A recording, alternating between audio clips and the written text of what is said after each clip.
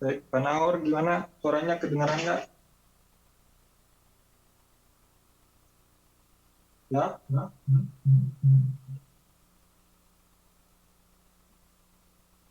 dengar ya? Oh, Pak Naor,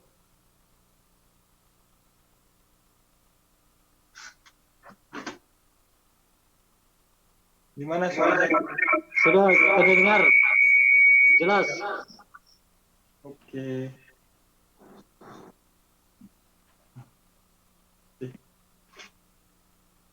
oke. Ya, baik. Selamat siang, Bapak Ibu Saudara-saudari yang dikasihi Tuhan. Di siang hari ini kita akan melihat bersama workshop tentang jalan keselamatan. Kita akan membahas tentang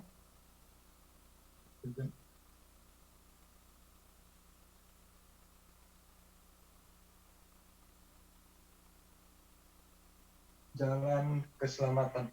Jalan keselamatan yang dilandasi oleh Yohanes pasal 14 ayat 6 dan Kisah Rasul pasal 4 ayat 12. Yohanes pasal 14 ayat 6 mengatakan, Tuhan Yesus berkata, akulah jalan. Jalan itu satu-satunya jalan. Akulah jalan, kebenaran, dan hidup. Kemudian Kisah Rasul pasal 4 ayat 12 mengatakan, dan keselamatan tidak ada dalam nama lain dalam siapapun juga di bawah kolong langit ini yang olehnya kita diselamatkan. Jadi satu-satunya jalan keselamatan bagi kita adalah Yesus Kristus. Amin. Tapi dari sini kita akan melihat kenapa kita perlu satu-satunya jalan keselamatan. Nah, kita akan melihat dari awal penciptaan manusia seperti apa manusia mula-mula.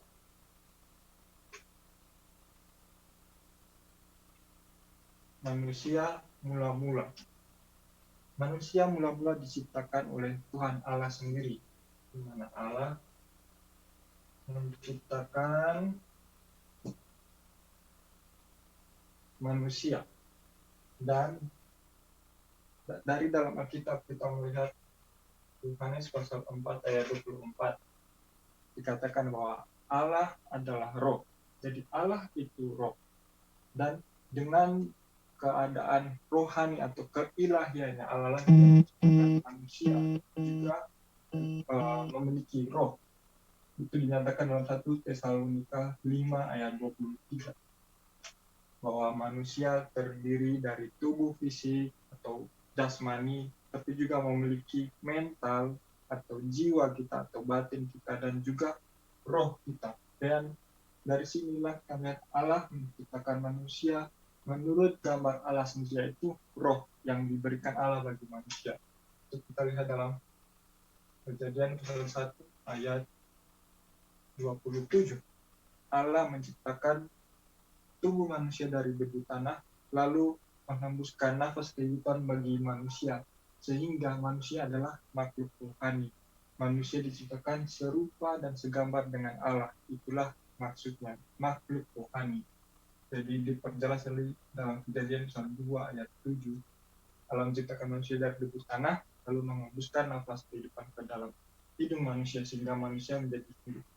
Manusia tanpa adanya gambar atau roh Allah, maka manusia mati, tidak dapat hidup. Kemudian, kenapa Tuhan Allah menciptakan manusia harus memiliki roh? Tujuannya, Kejadian pasal 1 ayat 28. Di sana dikatakan Allah memberkati manusia, lalu Allah berfirman, beranak cuculah, penuhilah bumi dan taklukkanlah semua ciptaan yang ada di bumi. Jadi di sini ada penciptaan Allah akan manusia dengan sebuah tujuan atau sebuah perintah supaya manusia dapat menaklukkan, melayani atau menghidupi dunia ini mewakili Allah. Dan kalau kita lihat lebih jelasnya lagi, Mazmur pasal 8 ayat 4 sampai 8 mengatakan bahwa Allah menciptakan manusia hanya sedikit lebih rendah daripada Allah sendiri. Dari penciptaan manusia, penciptaan Allah akan manusia seperti ini, apa yang harus kita sadari? Kita harus sadari adanya susunan penciptaan. susunan penciptaan atau urutan penciptaan seperti apa. Seperti ini bahwa Allah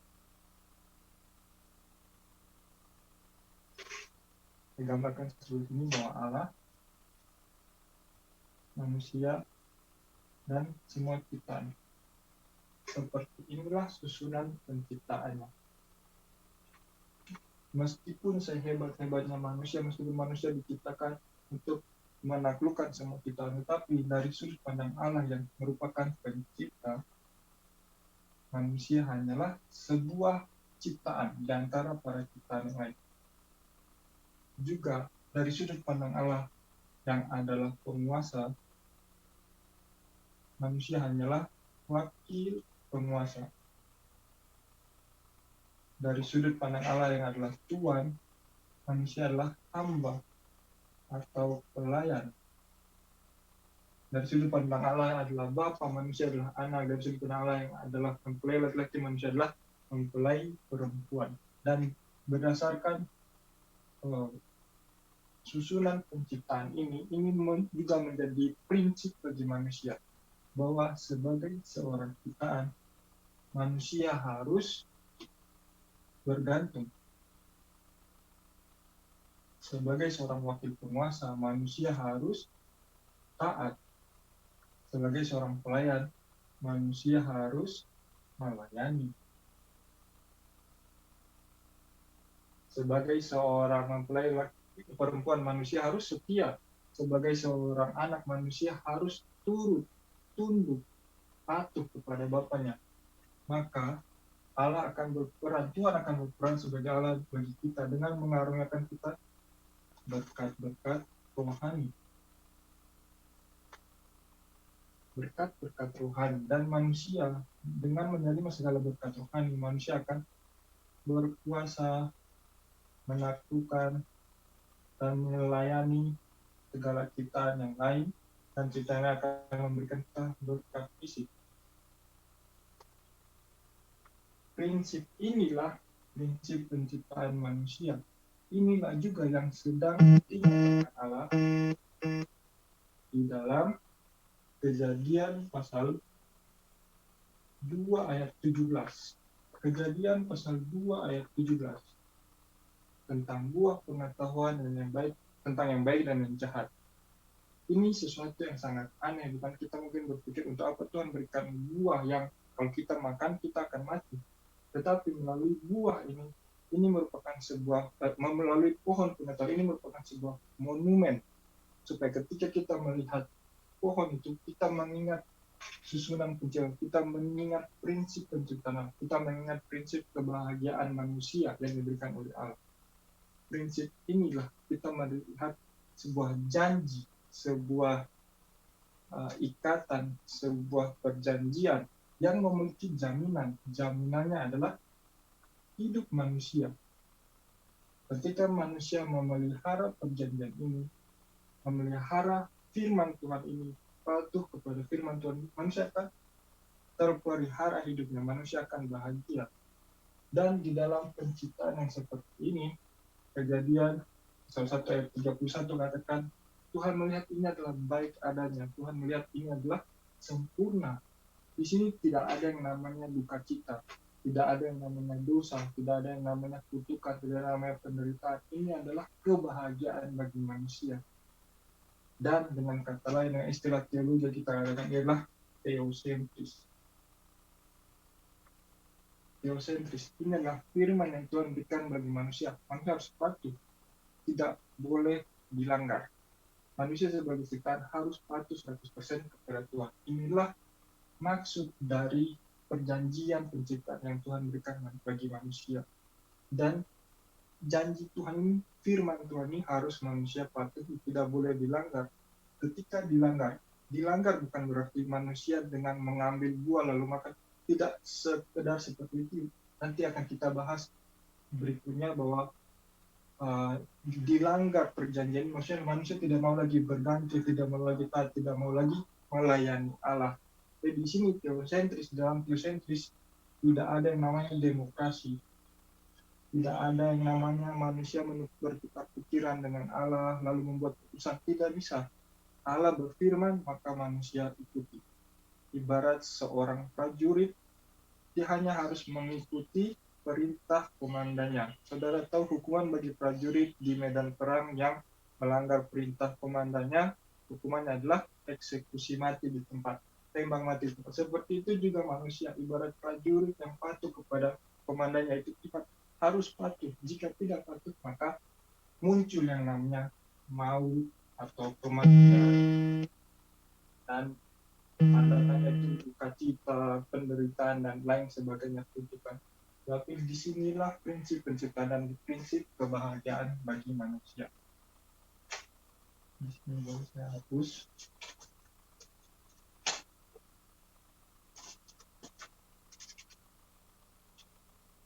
Nah, ini ketika Allah menciptakan manusia dan memberikan perjanjian penciptaan, perintah penciptaan bagi manusia, Allah melihat hal itu sempurna, baik adanya.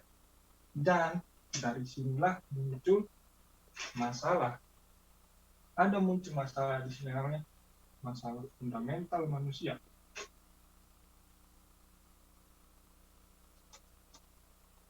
Masalah fundamental ini diawali dari Kejadian pasal 3 ayat 1 sampai 6. Kita tidak punya banyak waktu, saya akan jelaskan secara singkat ya. Kejadian 3 ayat 1 sampai 6. Ini adalah akibat dari manusia yang tidak benar-benar patuh pada firman Tuhan. Kejadian 2 ayat 17 katakan, kamu tidak boleh makan, ketika kamu makannya kamu pasti mati. Adalah Kejadian pasal 3 ayat 1 sampai 6, setan datang, iblis datang dalam rupa ular. Iblis menggoda atau menipu atau mencobai Hawa. Iblis katakan, apakah Allah berfirman semua pohon dalam taman ini tidak boleh kau makan buahnya, bukan? Tetapi lihat jawaban Hawa. Dari jawaban Hawa ini mencerminkan ada sebuah keraguan-raguan atau ketidakpercayaan. Apa jawaban Hawa? Lihat firman yang tadi Allah firmankan bagi manusia, ketika kamu makannya kamu mati. Tetapi Hawa, dia tidak benar-benar memegang firman ini.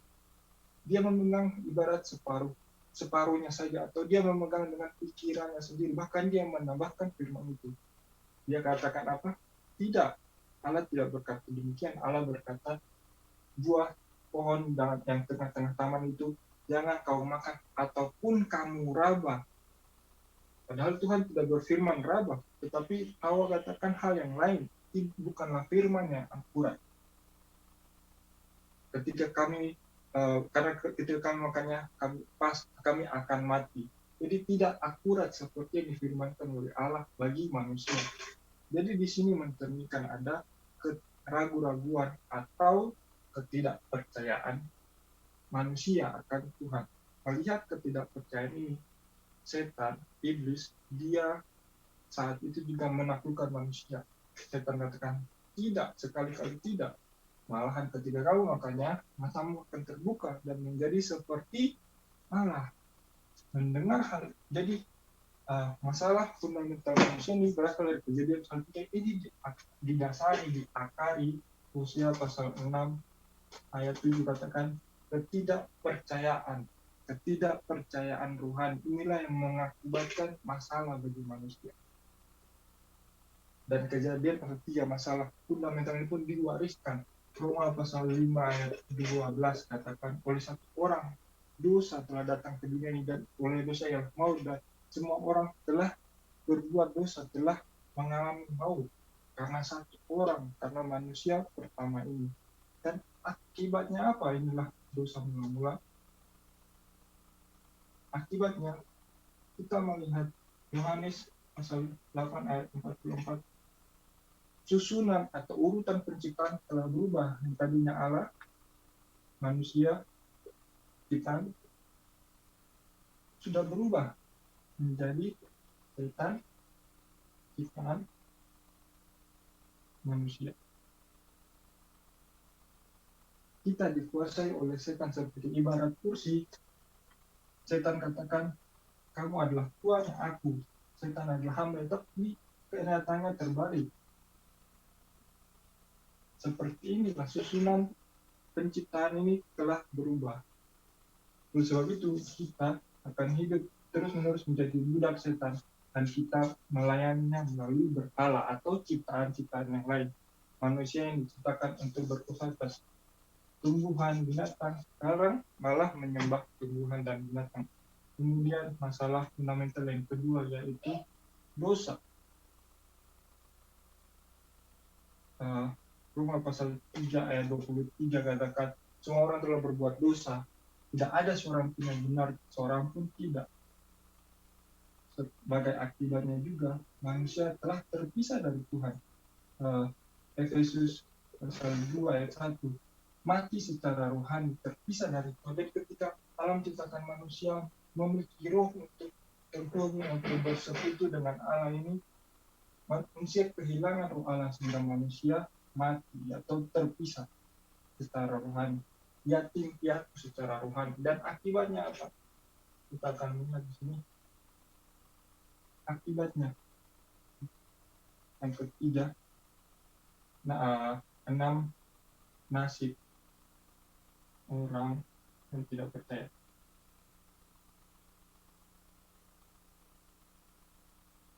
Lihat, akibatnya manusia yang tadinya menjadi yatim piatu secara rohani, sekarang secara rohani, ayah angkat mereka atau orang tua angkat bukan lagi Allah, melainkan atau bapak angkat mereka menjadi setan. Yohanes pasal 8 ayat 41. Secara rohani kita adalah anak-anak setan. Dan ini tidak ada pengecualian. Nanti akan kita bahas lebih lanjut. Dan karena kita menjadi anak-anak setan, kita akan terus mengikuti apa yang dikatakan oleh Bapak kita, melayani Bapak kita. Keluaran pasal 20 ayat 4-5. Kita akan terus menyembah berhala, menyembah ciptaan-ciptaan yang tidak sesuai dengan urutan atau susunan penciptaan kita. Itu menjadi sebuah masalah rohani bagi kita. Pada akhirnya, masalah rohani itu pun akan berdampak bagi mental kita. Matius 11 ayat 28, Tuhan berkata, marilah kepada aku yang berdosa dan berbeban berat, aku akan memberikan kelegaan. Karena manusia mengalami letih, lesu, beban berat. Tidak ada damai sejahtera dalam hidup manusia. Manusia menjadi orang yang tidak bisa tenang. Tidak ada damai sejahtera Allah. Padahal ketika alam ciptakan manusia, tidak ada duka, tidak ada kutukan, tidak ada maut. Tapi sekarang manusia mengalami semua hal itu. Dan pada akhirnya itu pun berdampak bagi tubuh jasmani manusia. Kisah Rasul 8 ayat 4-8. Orang-orang yang sakit penyakit, bahkan semakin berkembangnya dunia, semakin berkembangnya ilmu pengetahuan, muncul lebih banyak penyakit yang tidak diketahui, yang tidak ada obatnya, dan pada akhirnya manusia akan mati. Ibrani pasal 9 ayat 27 dikatakan manusia mati, ditentukan untuk mati satu kali, dan setelah itu menghadapi penghakiman. Juga dalam Lukas pasal 16 ayat 19-31, seperti Lazarus dan orang kaya. Jadi ada penghakiman kehidupan setelah kematian, itu ada. Setelah manusia mati, manusia akan pergi ke neraka. Dan masalah itu tidak selesai sampai di situ, melainkan akan diwariskan. Matius pasal 27 ayat 25, bagaimana mereka mengatakan, biarlah darah Yesus ditanggungkan bagi kami dan bagi anak-anak kami. Jadi ada kutukan rohani yang diwariskan secara terus-menerus dari dalam generasi ke generasi. Dan hidup dalam kondisi seperti ini, manusia mencoba untuk keluar dari masalah. Tetapi ada pergeseran atau ada salah cara pandang melihat masalah. Manusia berpikir inilah masalahnya, tetapi kenyataannya bukan. Ini hanyalah akibat. Di mana ada akibat pasti ada penyebab, dan penyebabnya bukan di sini, melainkan penyebabnya adalah masalah fundamental ini. Inilah penyebabnya. Inilah masalah mendasar, masalah utama yang manusia miliki. Oleh sebab itu, hidup dalam situasi yang tidak mengenakan seperti ini, manusia berupaya melalui upaya-upaya manusia. Upaya manusia sekaligus ini menjadi kegagalan. Upaya manusia yang pertama adalah agama. Matius pasal 12 ayat 43-45. Agama, sedikit saya mau kupas tentang agama. Dalam semua kebudayaan manusia tentu muncul yang namanya agama, atau kita lihat semua bahasa manusia ada kata untuk menyatakan sesuatu yang lebih besar dari manusia, itu Tuhan, atau dalam bahasa Inggris kata God. atau dalam bahasa yang lain pun ada kata untuk menyatakan tentang Tuhan. Itu artinya apa? Artinya baik manusia yang terlahir sebagai orang percaya maupun orang yang tidak percaya berupaya untuk mencari sesuatu yang lebih besar dari dirinya itu melalui agama. Akan tetapi agama ini menjadi sebuah ironi bagi manusia, menjadi sebuah kegagalan. Karena begitu rajinnya manusia beribadah, begitu rajinnya manusia beragama, tetapi seperti Matius 12 ayat 23 sampai 45, itu seperti rumah yang dibiarkan kosong, yang tidak ada penghuninya, lalu datanglah 7 roh yang lebih jahat dan mengobrak-abikkan rumah itu. Orang yang beragama tidak heran kalau kehidupannya malah lebih rusak, malah lebih hancur daripada sebelum dia beragama, yang malah lebih banyak skandal. Kemudian upaya manusia yang berikutnya, manusia berupaya dengan berbuat baik. Agama dan perbuatan baik ini menjadi upaya manusia yang paling terbesar.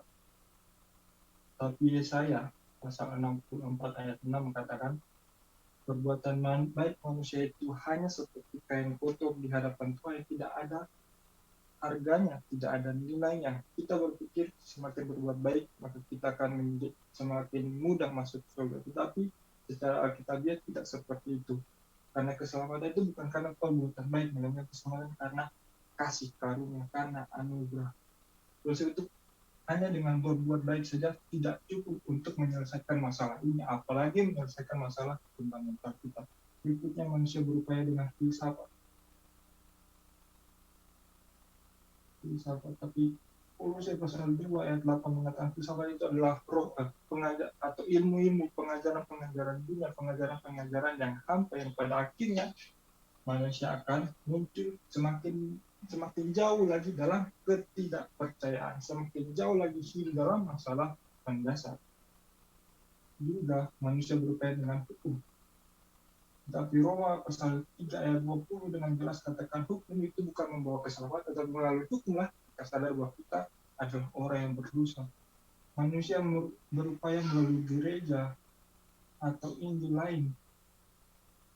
Tapi seperti Matius pasal 16 ayat 13 sampai 14, percaya Yesus, tapi percaya seperti apa? Percaya Yesus ada mujizat, percaya Yesus ada kesembuhan, percaya Yesus ada kekayaan, percaya Yesus ada berkat.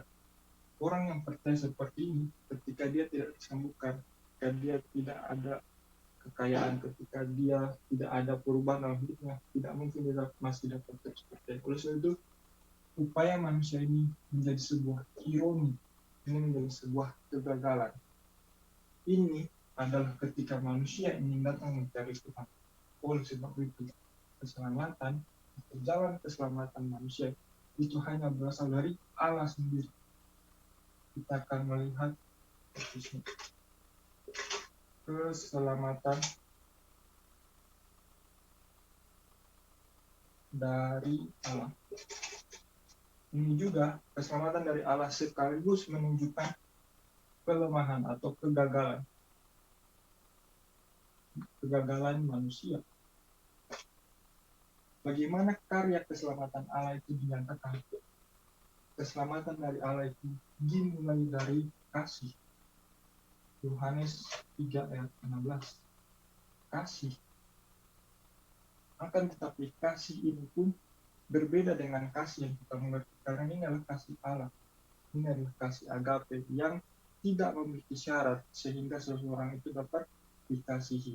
Konsep manusia akan kasih itu adalah kasih yang terbatas, kasih yang bersyarat. Tetapi kasih Allah ini adalah kasih yang tidak bersyarat.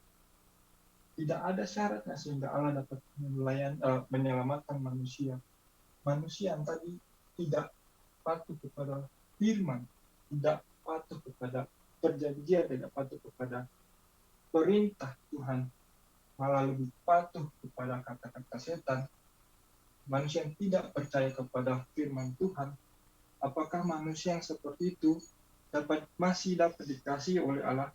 Dengan kasih manusia tidak mungkin, tetapi hanya oleh kasih Allah lah ini memungkinkan supaya manusia dapat dikasihi. Oleh sebab itu Yohanes 3:16 katakan, karena begitu besar kasih Allah akan dunia. Ketika kita berbicara tentang dunia ini, jangan berpikir bahwa Tuhan mengasihi ciptaan yang lain atau pohon atau binatang, tapi Tuhan mengasihi manusia yang ada di dalam dunia. Dan kasih Allah ini, Tuhan tidak hanya berkata aku mengasihi manusia, tetapi Tuhan pun menggenapi kasihnya itu.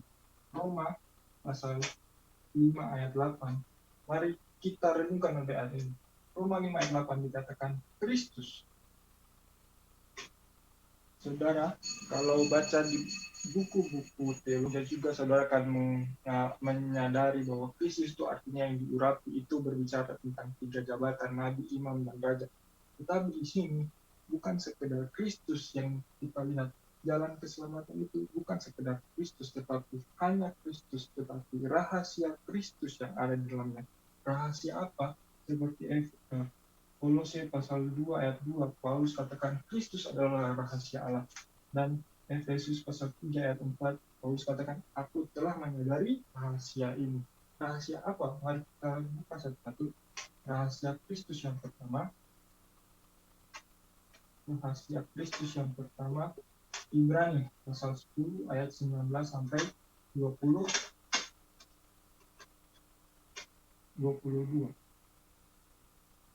Ibrani pasal 10 ayat 19 sampai 22. Mari kita buka Alkitab kita dan kita baca bersama-sama. Ibrani pasal 10 ayat 19 sampai 22. Akan saya bacakan. Jadi saudara-saudara, oleh darah Yesus kita sekarang penuh keberanian dapat masuk ke dalam tempat kudus, karena ia telah membuka jalan yang baru dan yang hidup bagi kita melalui tabir, yaitu dirinya sendiri. Dan kita mempunyai seorang imam besar sebagai kepala rumah Allah. Karena itu, marilah kita menghadap Allah dengan hati yang tulus, ikhlas, dan keyakinan iman yang teguh.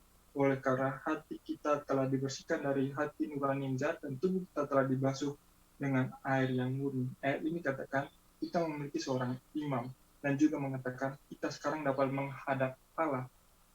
Apa maksud dari ayat ini dan sekaligus apa rahasia di balik ayat ini?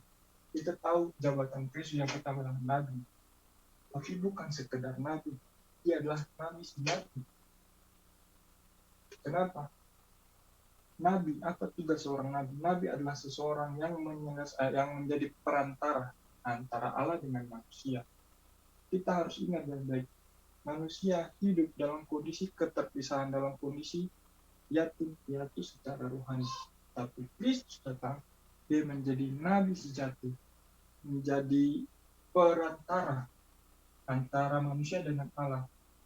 Kristus datang, para nabi yang lain katakan Allah berfirman, tapi Kristus datang, dia katakan aku berkata kepadamu, karena dia adalah nabi sejati. Dia tidak bukan sekedar menjadi perantara, tapi dia datang secara langsung. Dia bukan sekedar perantara dari sini ke sini, tapi dia dari ilahiannya dia datang masuk ke dalam dunia. Oleh sebab itu dia adalah nabi sejati. Nabi sejati ini pun yang merupakan penggenapan dari Yohanes pasal 14 ayat 6. Jalan yang menghubungkan yang tadinya terpisah sudah diselesaikan. Menyelesaikan keterpisahan manusia dengan Allah. Rahasia Kristus yang pertama. Rahasia Kristus yang kedua, Ibrani pasal 9 ayat 11 sampai 15.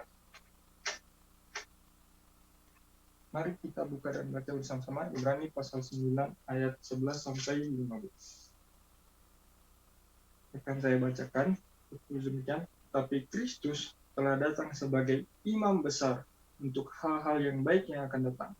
Ia telah melintasi tema yang lebih besar dan yang lebih sempurna yang bukan dibuat oleh tangan manusia. Artinya yang tidak termasuk ciptaan ini. Dan ia telah masuk satu kali untuk selama-lamanya ke dalam tempat yang kudus, bukan dengan membawa darah domba jantan dan darah anak lembu, tetapi membawa darahnya sendiri. Dan dengan itu dia telah mendapat kelepasan yang kekal. Sebab jika darah domba jantan dan darah lembu jantan dan percikan abu lembu muda menguruskan mereka yang najis, sehingga mereka disucikan secara lahiriah, betapa lebihnya darah Kristus yang oleh roh yang kekal telah mempersembahkan dirinya sendiri kepada Allah sebagai persembahan yang tak bercacat, akan mencucikan hati nurani kita dari perbuatan-perbuatan yang sia-sia, supaya kita dapat beribadah kepada Allah yang hidup. Karena itu ialah pengantara dari suatu perjanjian yang baru, supaya mereka yang telah terpanggil dapat menerima bagian sekali yang dijanjikan, sebab ia telah mati untuk menebus pelanggaran-pelanggaran yang telah dilakukan selama perjanjian yang pertama. Dia, Kristus, merupakan imam. Para imam pada perjanjian lama datang membawa darah domba, darah lembu, darah daging binatang untuk mempersembahkan kepada Tuhan, untuk memohon pengampunan dosa. Tapi Kristus, dia merupakan imam sejati. Di sini juga ada kaitannya dengan Nabi sejati. Dulu para orang tidak bisa sembarangan masuk ke dalam bait Allah. Di dalam bait Allah sendiri ada ruang kudus, ruang maha kudus. Semua orang dapat masuk dalam ruang kudus, tapi tidak dapat masuk dalam ruang maha kudus. Karena hanya pada hari-hari tertentu, imam kepala akan datang mempersembahkan darah domba, mempersembahkan binatang untuk kepada Tuhan untuk memohon pengampunan dosa. Tetapi di dalam Kristus, dia menjadi imam sejati yang membawa darah tubuh dan darahnya sendiri. Sebab itu pun merupakan penggenapan dari Roma pasal 8 ayat 2. Dia adalah roh yang memerdekakan kita dari dosa dan maut. Dia adalah imam sejati yang menyelesaikan masalah dosa. Imam sejati. Rahasia Kristus yang ketiga, Ibrani pasal 2 ayat 14 sampai 16. Mari kita baca bersama-sama. Ibrani pasal 2 ayat 14 sampai 16 mengatakan, karena anak-anak itu adalah anak-anak dari darah dan daging, maka ia juga menjadi sama dengan mereka dan mendapat bagian dalam keadaan mereka, supaya oleh kematiannya ia memusnahkan dia, yaitu iblis yang berkuasa atas maut, dan supaya dengan jalan demikian ia membebaskan mereka yang seumur hidupnya berada dalam perhambaan oleh karena takutnya kepada maut. Sebab sesungguhnya bukan malaikat-malaikat yang ia kasihani, melainkan keturunan Abraham yang ia kasihani. Kita hidup dalam perhambaan akan maut. Di dunia ini siapa yang tidak takut mati? Semuanya takut mati. Tetapi ketakutan terhadap kematian itu, setan mempertambah kita. Setan membuat kita menjadi budak. Oleh sebab itu Kristus yang menjadi raja. Seorang raja yang melindungi umatnya. Tetapi Kristus bukan hanya melindungi umatnya, tapi dia memusnahkan musuh, memusnahkan setan yang terus mencoba untuk mencuri, mencoba untuk menaklukkan, mencoba untuk menjadikan anak-anaknya Tuhan sebagai budak, hingga Kristus yang menjadi raja sejati. Kenapa? Dari 1 Yohanes pasal 3 ayat 8. Anak Allah menyatakan dirinya untuk menghancurkan iblis. Jadi inilah rahasia Kristus yang menyelesaikan masalah setan. Oleh sebab itu, di dalam Kristus saja kita telah menyelesaikan akar masalahnya. Kita dalam kehidupan kita sebagai manusia mencoba untuk menyelesaikan akibatnya, tetapi dengan itu tidak ada jalan keluar, tidak ada solusi, karena masalah ini dapat diselesaikan hanya ketika penyebab atau akar masalahnya diselesaikan. Dan di dalam Kristus ada solusi bagi masalah fundamental ini. Oleh sebab itu, kita dapat katakan bahwa Kristus adalah solusi atas semua masalah. Dasarnya karena ini. Karena masalah manusia itu sebenarnya hanya satu. Masalah fundamental, yaitu dosa, setan, dan keterpisahan. Jika masalah ini diselesaikan, maka tidak akan lagi ada masalah bagi manusia. Oleh sebab itu, inilah rahasia Kristus yang harus kita lihat. Dan kita harus juga menyadari bahwa Kristus ini merupakan sebuah mahakarya. Kristus itu tidak datang hanya dalam satu malam atau kalau berfirman datang tidak seperti itu, melainkan Kristus ini melalui sebuah proses yang panjang, melalui sebuah nubuatan yang panjang dalam perjanjian lama. Kita melihat nubuat Kristus, nubuat tentang Kristus.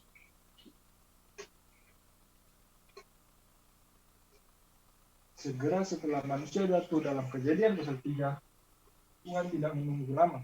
Pada saat itu juga Tuhan memberikan Injil yang pertama, memberikan janji yang pertama akan Kristus, yaitu Kejadian 3 ayat 15, bahwa keturunan perempuan akan datang dan meremukkan kepala iblis. Lalu ayat 21, Tuhan mengajarkan manusia bahwa sampai keturunan perempuan itu datang, manusia harus mempersembahkan korban yang menjadi pengingat akan perjanjian, yang menjadi pengingat akan Injil ini. Itu juga yang Tuhan ingin nyatakan dalam Keluaran pasal 3 ayat 18.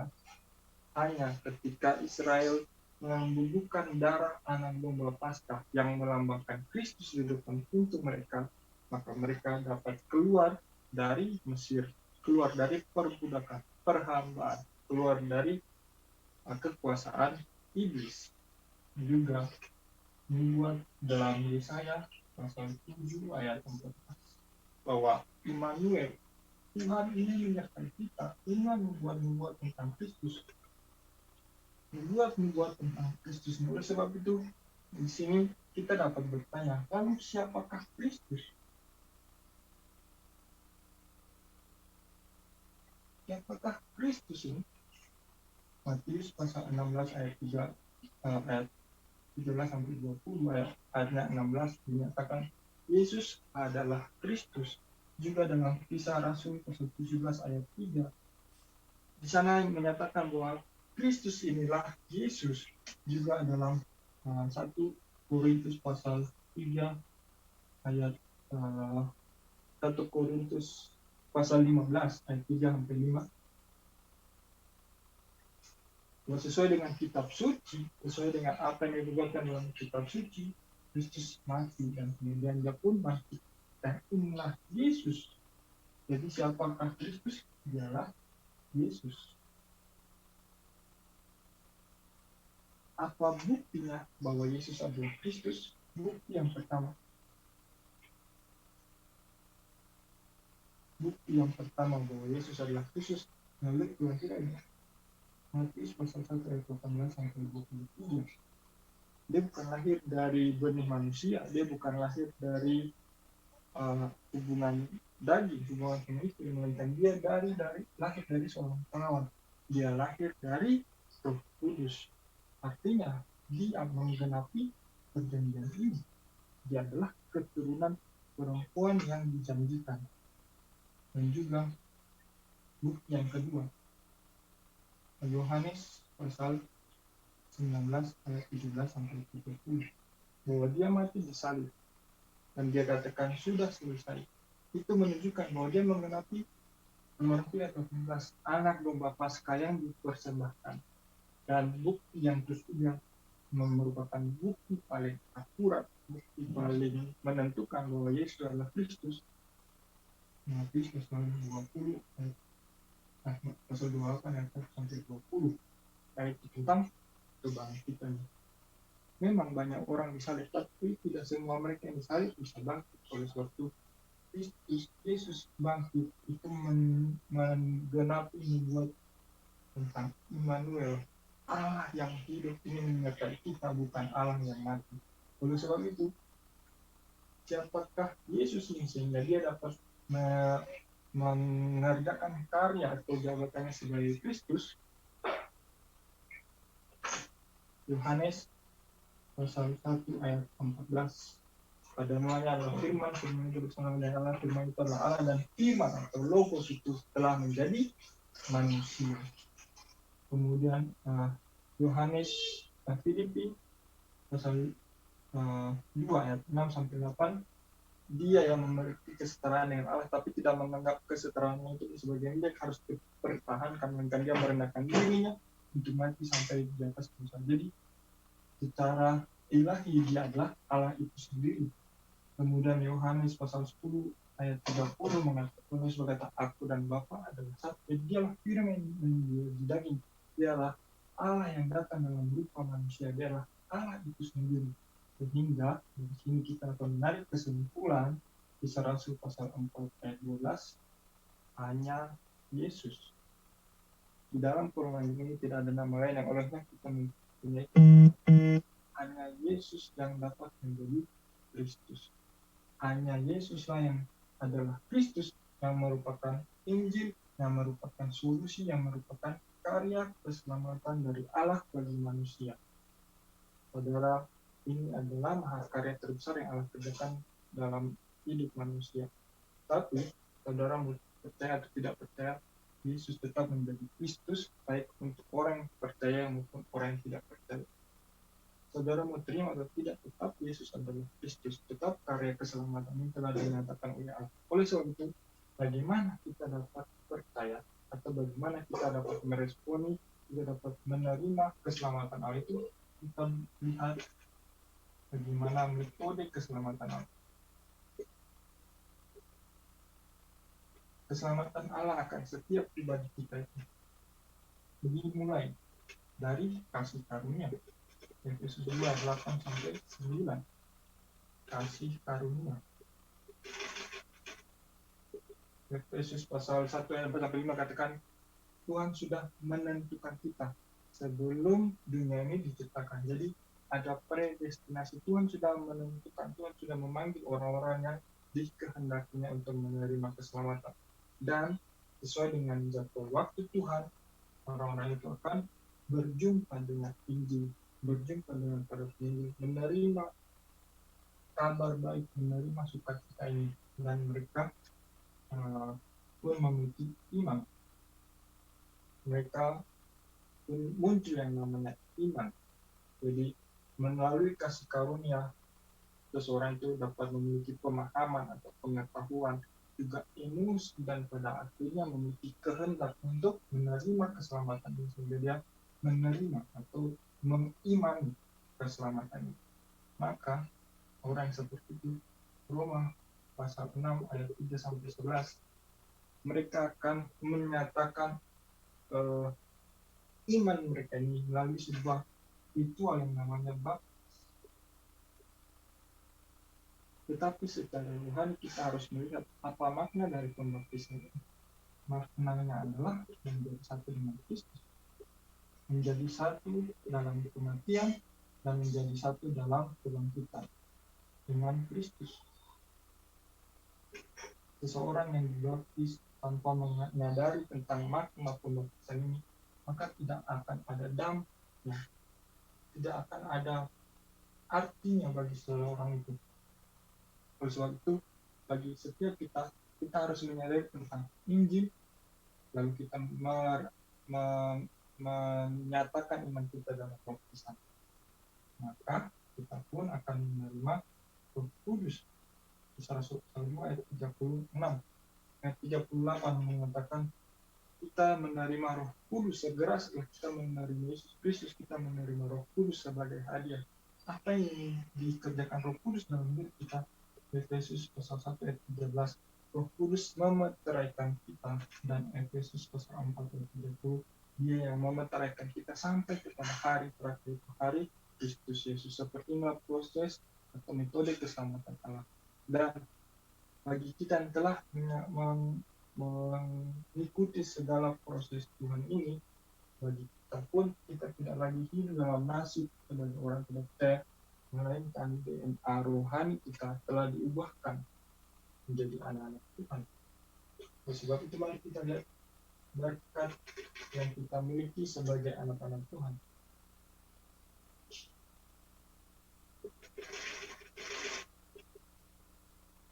Berkat kita yang kita nikmati sebagai anak-anak Tuhan itu berbicara tentang status, berbicara tentang kuasa, dan juga berbicara tentang latar belakang.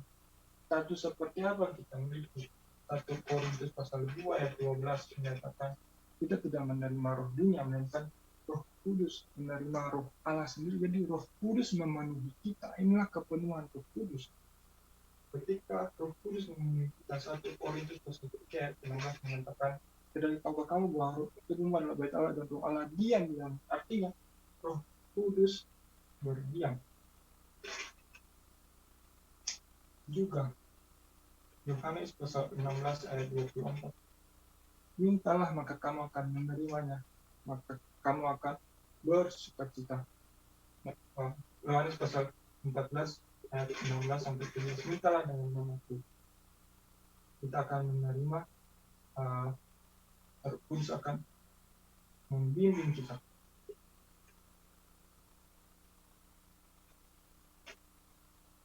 Dan yang terakhir, menerima karya Roh Kudus, Kisah Rasul 1 ayat 8. Kamu akan menerima Roh Kudus, kamu akan menerima kuasa ketika Roh Kudus turun ke atas kamu. Karya kamu akan jadi Roh Kudus memenuhi, Roh Kudus berdiam, Roh Kudus membimbing, dan Roh Kudus berkarya. Dan kita pun akan melihat kuasa seperti apa yang kita miliki. 1 Korintus 1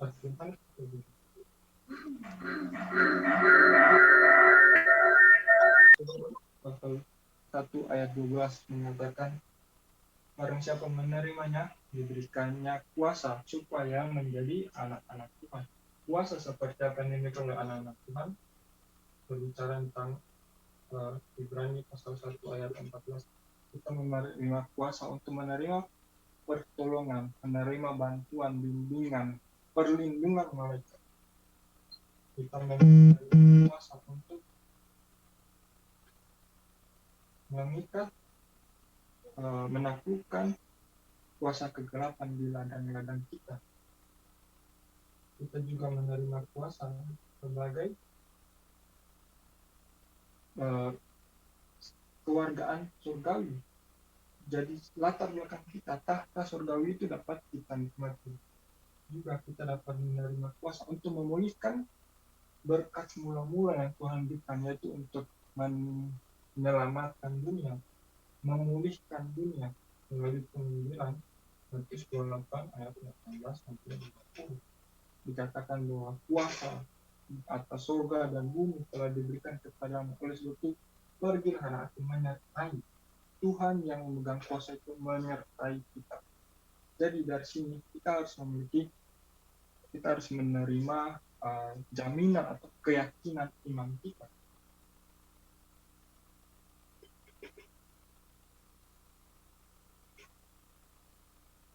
Kita harus menerima jaminan keyakinan iman kita. Yang pertama, kita tidak boleh ragu akan keselamatan kita.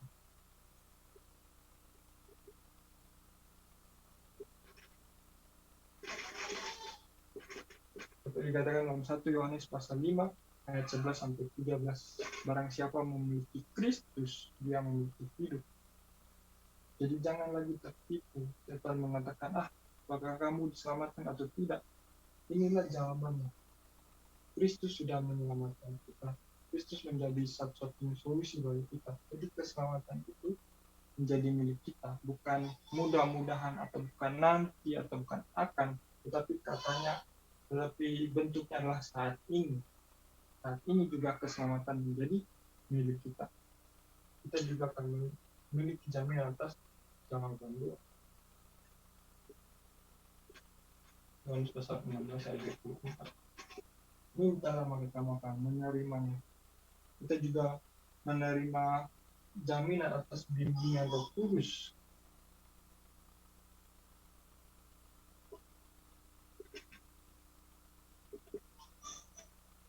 Amsal 3 ayat 5 sampai 6.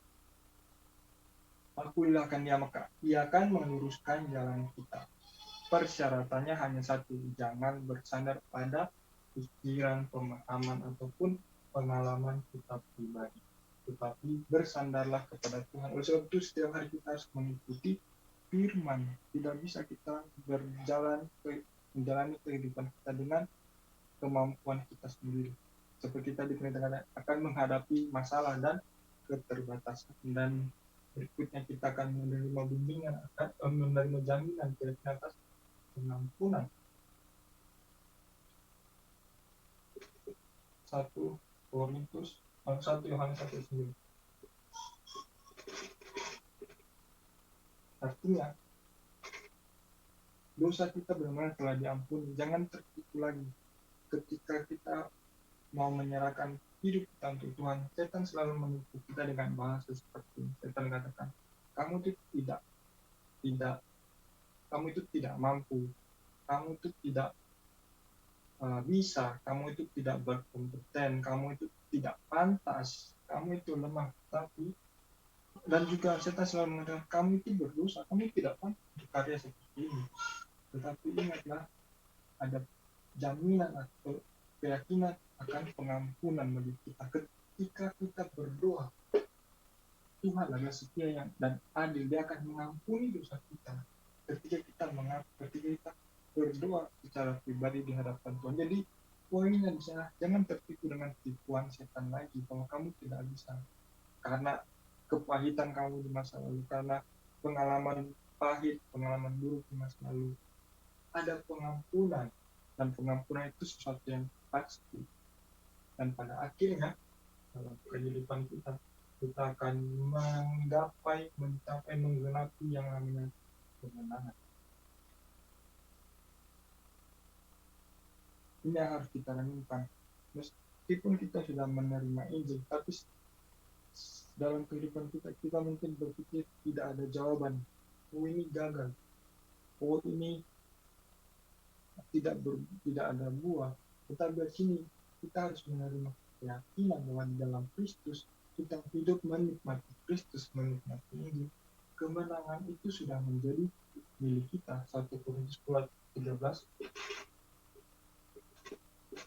Karena Tuhan tidak mengizinkan kita mengalami pencobaan yang melampaui kemampuan, melampaui apa yang dapat kita ambil.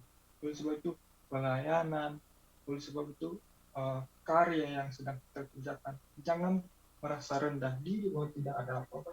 Kan itu menjadi sebuah proses bagi kita yang pada akhirnya kita akan lihat kemenangan di dalam Kristus.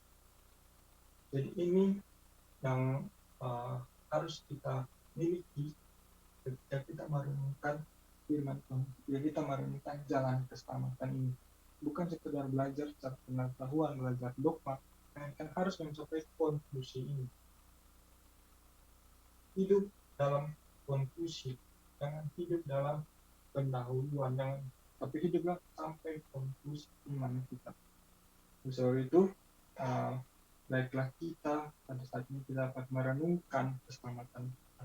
Kita dapat merenungkan setiap waktu kita memerlukan Kristus, karena setan, meskipun setan telah dikalahkan oleh Tuhan, meskipun kita telah hidup sebagai anak-anak Tuhan, tetapi setan akan terus menyerang kita. Dan itu pun menjadi sebuah berkat bagi kita. Karena apa? Supaya setiap waktu kita dapat berpegang kepada Kristus, berpegang kepada rahasia Kristus. Saya sendiri menyaksikan hal ini, bahwa dalam pelayanan, dalam penginjilan muncul banyak masalah. Tapi masalah itu menjadi berkat buat kita, karena dalam masalah itulah kita dapat terus berpegang kepada Kristus, sehingga kita dapat meyakini keyakinan keselamatan kita tanpa ragu-ragu lagi. Kita dapat hidup menjalaninya secara nyata. Baik, sudah selesai. Mari kita berdoa bersama-sama. Kita tutup dalam doa. Kita berdoa. Tuhan, kami mengucap syukur atas kasih karunia Tuhan. Engkau telah mengizinkan kami untuk sekali lagi menerima firman, merenungkan firman Tuhan. Biarlah saat ini dan setiap saat kami dapat terus berpegang kepada Kristus yang merupakan satu-satunya solusi, satu-satunya pengharapan bagi kami. Izinkanlah kami untuk dapat menyadari tentang status otoritas latar belakang kami sebagai anak-anak. Biarlah iman kami menjadi teguh di dalam Tuhan. Biarlah kami tidak mengalami ketidakpercayaan atau keraguan-raguan. Pertumbuhkanlah iman kami dari hari lepas hari, dan biarlah kami dapat menyaksikan bagaimana Tuhan menyertai kami setiap hari. Kami berdoa dalam nama Yesus Kristus, Anak Allah yang hidup. Amin.